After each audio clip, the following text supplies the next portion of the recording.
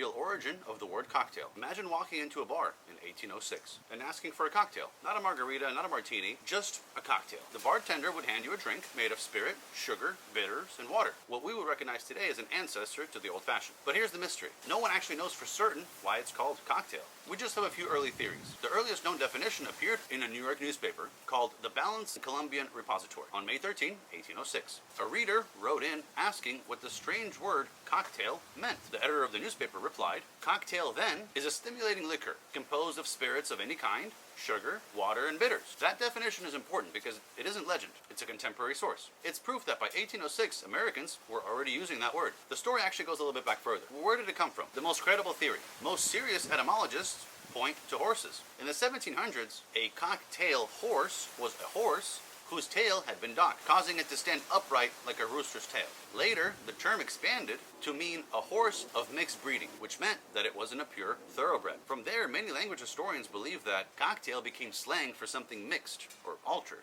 And what is a cocktail at the end of the day? A mixture of ingredients rather than just pure spirit. That's why most modern etymologists consider the horse theory to be the most rational explanation. The famous New Orleans story. If you've ever visited New Orleans, you've probably heard of another tale. According to the legend, pharmacist Anton Péchaud used to serve drinks in a French egg cup called a coquetier. I'm sure that I mispronounced that. English speakers back then mangled the pronunciation. Coquetier became cocktail. It's a great story, but there's just one problem. There is no solid historical evidence connecting the word to the French cup, and the timeline doesn't fit very well either. Historians generally treat this as a folklore rather than fact. And a final theory of the origin. Back then, drink garnishes weren't what they are today.